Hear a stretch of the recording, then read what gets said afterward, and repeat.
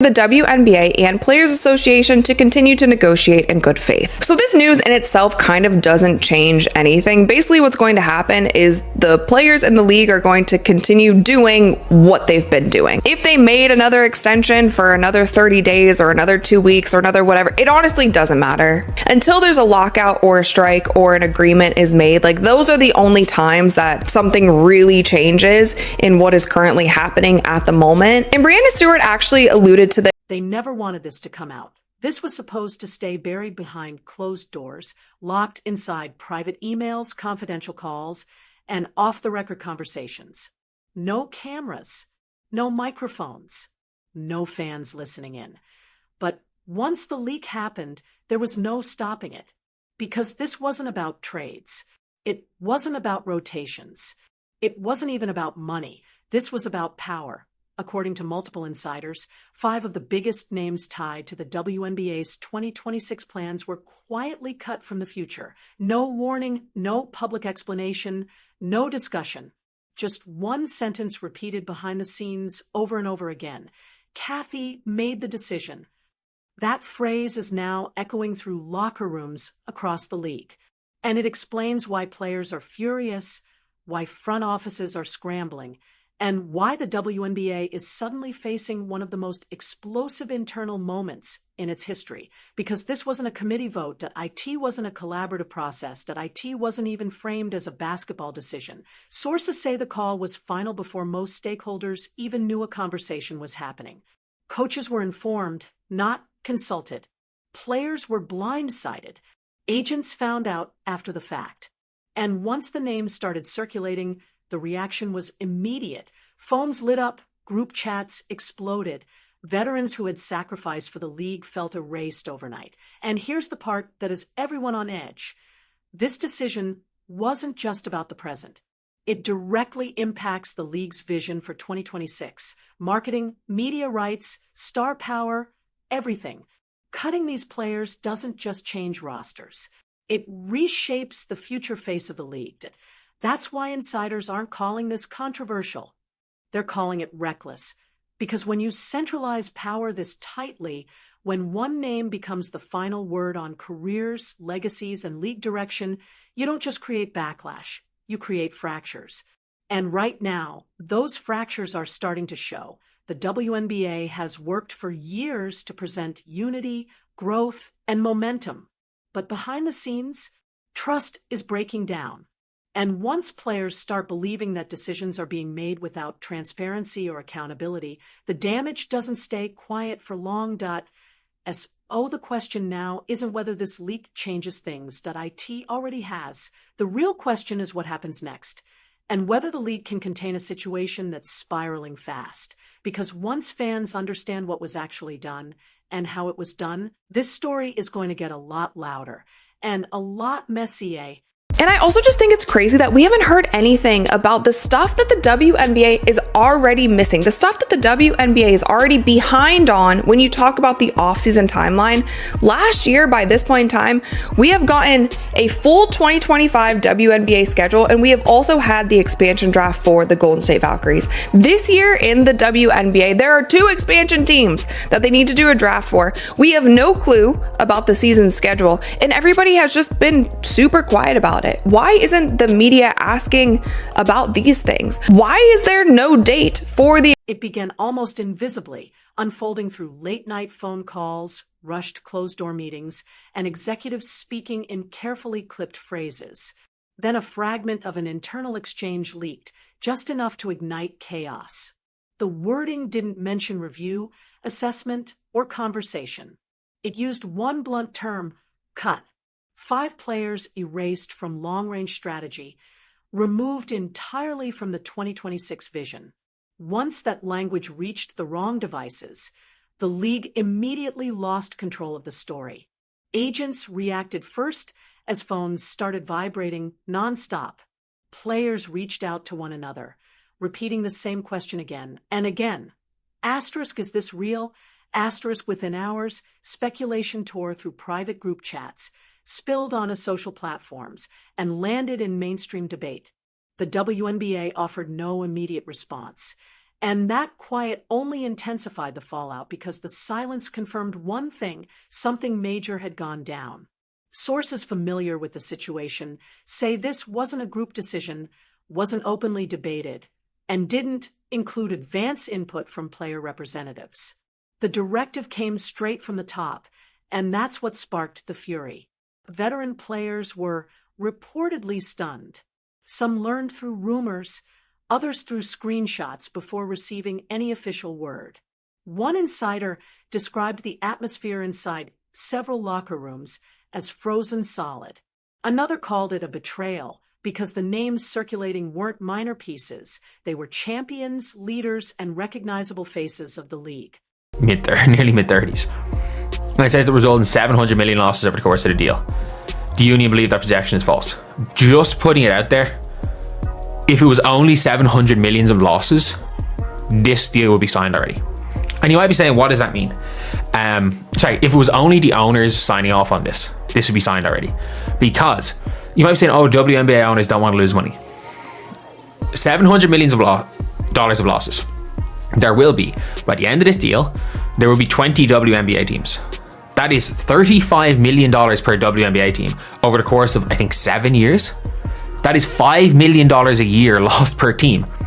While franchise values are... Stewart's name was the first to leak, and that alone detonated everything. A finals MVP, a pillar of the modern WNBA. If she could be quietly removed from long-term plans, then no one was untouchable. Then more names followed, one after another, each landing harder than the last. Chelsea Gray, Alyssa Thomas, Jewel Lloyd, Kelsey Plum.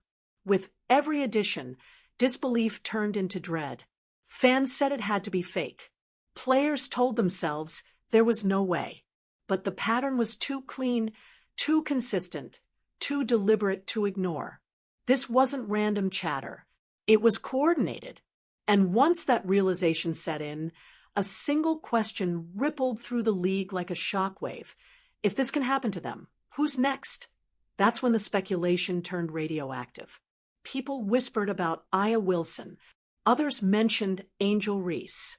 Not because there was confirmation. There wasn't, but because silence leaves a vacuum and fear fills it fast. No statements. No denials. No reassurance. Just more quiet from the league office. And with every passing hour, that quiet felt louder. Behind closed doors, sources say emotions spilled over.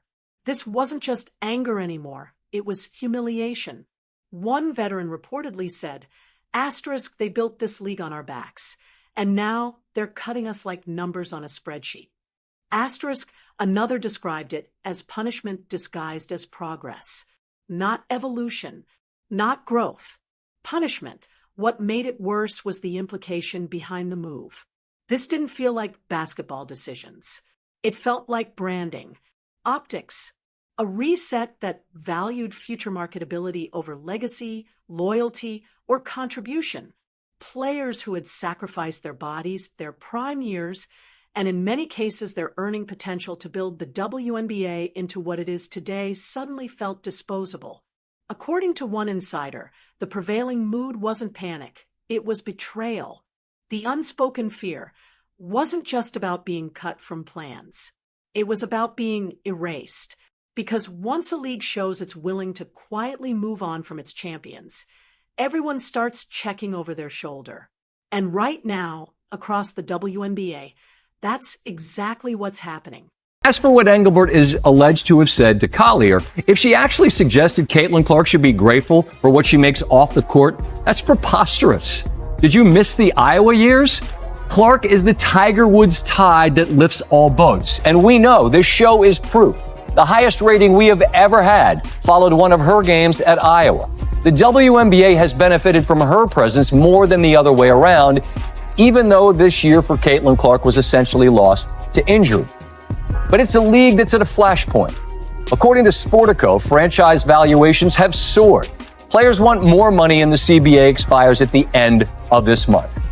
This was a whole lot more than just a shot across the bow. The WNBA finals begin this Friday. And we typically hear from Adam Silver on the eve of the NBA Finals. Kathy Engelbert has got to do more. The anger had nothing to do with being pushed aside. It came from the way it unfolded.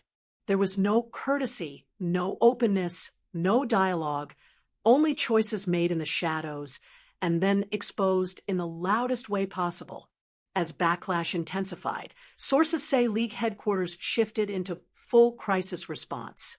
Urgent phone calls, legal teams brought in, communications staff scrambling to rewrite statements again and again, searching for language that wouldn't pour gasoline on the fire. But the damage was already done. Fans started doubting everything. Why this moment? Why these names? Why the secrecy? People familiar with the situation say the move wasn't driven by on-court results. It was about framework, finances, contracts, future flexibility, a strategic overhaul aimed at 2026. Insiders claim the league wants to rebrand moving forward. Younger faces, new marketing focus, tighter control over long-term costs. That explanation only made things worse because to players, the message was unmistakable and harsh. You're replaceable. And once that idea takes hold, trust evaporates. Some sources say players are already talking among themselves. No public statements, no official actions yet, but quiet discussions are happening. Closed-door conversations, careful planning, and everyone is watching closely to see what the league does next. Is making sure that the players have somewhere to work out, but to me, I just feel like this is preparing for possibly the worst. And a lot of people are saying like, it's fine, the season doesn't start until May, they still have plenty of time, they can still get a deal done. You guys, they don't have a lot of time. There's a lot of things to do during the offseason, and we've also seen, like, I'm sorry to just be blunt about this, we've seen how the WNBA runs. It's not always the most organized organization. Like, they need the extra time. They need the free agency period to get the player signed. They need to do this expansion draft. They need to do the literal WNBA draft. And I thought it was so interesting because the Toronto Tempo tweeted this. They said, big things coming your way. A glimpse into our 2026. And it says a snapshot of the year ahead. Schedule release. That should have been done in December. The schedule is normally released in December. WNBA expansion draft. The WNBA expansion draft was done last year, or 2024, I guess, in December of 2024, ahead of. This was never only about 5 individuals. It was about control. Who truly runs the league? Who is allowed to speak? Who can be removed without notice? With every hour the WNBA remains silent, those questions grow louder. Sponsors are said to be watching closely. Media voices are hovering. Retired players are beginning to comment in carefully chosen phrases. Everyone senses it. A line has been crossed. And if this move holds, insiders warn it could permanently alter how players view the league. Because once stars feel loyalty has no value, everything shifts. Talks change. Buy-in changes. The entire direction changes. The WNBA now finds itself at a turning point. Double down or pull back. Stand firm or undo the move and face the consequences. Whatever comes next, one thing is already undeniable. This leak revealed fractures that were never supposed to surface. And the frustration you're hearing about isn't cooling off. It's intensifying. So now it's on you. Was this a required overhaul or a catastrophic error? Should the league speak up or continue staying quiet? Share your thoughts.